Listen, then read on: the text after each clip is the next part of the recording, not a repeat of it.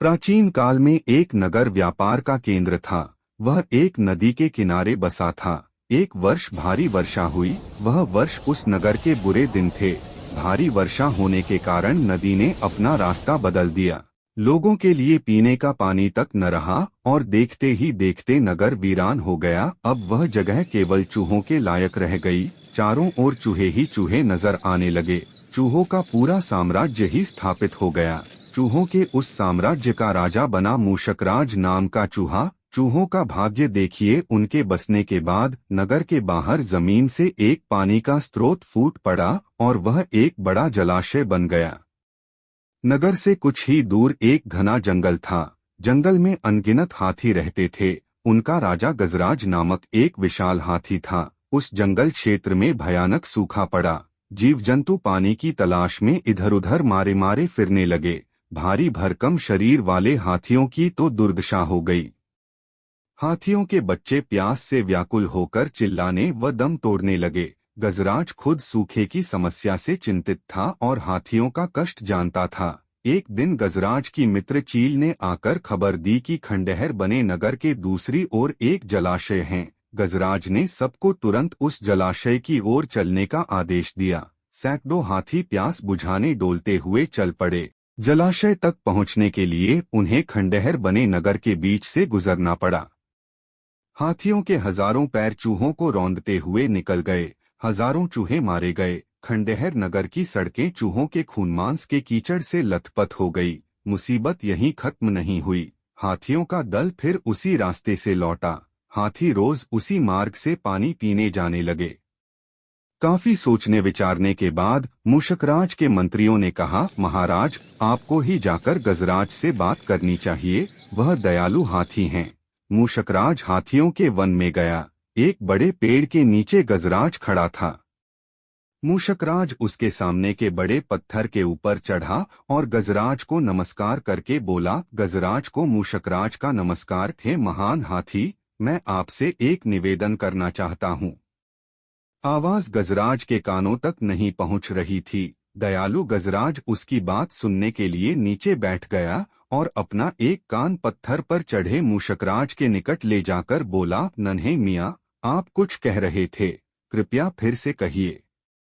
मूषकराज बोला, हे गजराज, मैं चूहों का राजा मूषकराज हूँ। हम सब बड़ी संख्या में खंडहर बनी नगरी में रहते हैं। आपके हाथी रोज जलाशय तक जाने के लिए नगरी के बीच से गुजरते हैं, जिससे कि हर बार उनके पैरों तले कुचल कर हजारों चूहे मरते हैं। यह मूषक सहार बंद ना हुआ तो हम सब नष्ट हो जाएंगे। गजराज बहुत ही दयालु स्वभाव का था। मूषकराज की बात सुनकर गजराज ने दुख भरे स्वर में कहा, मूषकराज, आपकी बात सुनकर मुझे बहुत शोक हुआ। हमें ज्ञान ही नहीं था कि हम इतना अनर्थ कर रहे हैं। हम नया रास्ता ढूंढ लेंगे। मूषकराज कृतज्ञता भरे स्वर में बोला, गजराज, आपने मुझ जैसे छोटे जीव की बात ध्यान से सुनी। आपका धन्यवाद। गजराज, कभी हमारी जरूरत पड़े तो याद जरूर कीजिएगा। गजराज ने सोचा कि यह नन्हा जीव हमारे किसी काम क्या आएगा, सो उसने केवल मुस्कुराकर मूषकराज को विदा किया। कुछ दिन बाद पड़ोसी देश के राजा ने सेना मजबूत बनाने के लिए उसमें हाथी शामिल करने का निर्णय लिया। राजा के लोग हाथी पकड़ने के लिए जंगल आए। जंगल में आकर वे चुपचाप कई प्रकार के जाल बिछाकर चले जाते हैं। सैकड़ों हाथी पकड़ लिए गए।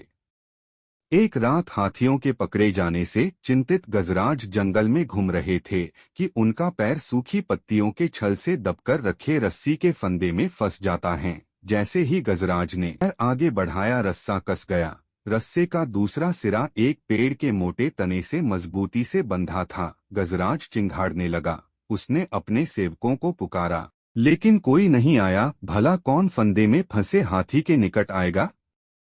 एक युवा जंगली भैंसा गजराज का बहुत आदर करता था। जब वह छोटा था तो एक बार वह एक गड्ढे में जा गिरा था। उसकी चिल्लाहट सुनकर गजराज ने उसकी जान बचाई थी। गजराज की चिंगाड़ सुनकर वह दौड़ा और फंदे में फंसे गजराज के पास पहुंचा। गजराज की हालत देख धक्का लगा। वह चीखा, यह कैसा अन्याय है गजराज, बताइए मैं क्या करूं? मैं आपको छुड़ाने के लिए अपनी जान भी दे सकता हूं। गजराज बोले, बेटा, तुम बस दौड़कर खंडहर नगरी में जाओ और चूहों के राजा मूषकराज को सारा हाल बताना, उससे कहना कि मेरी आस टूट चुकी है।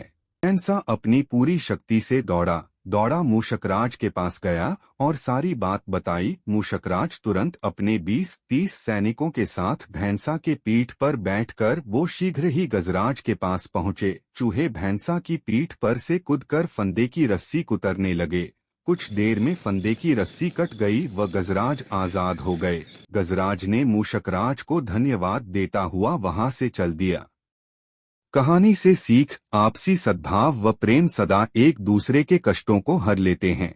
दोस्तों, कहानी अच्छी लगी हो तो प्लीज लाइक और सब्सक्राइब कर दें।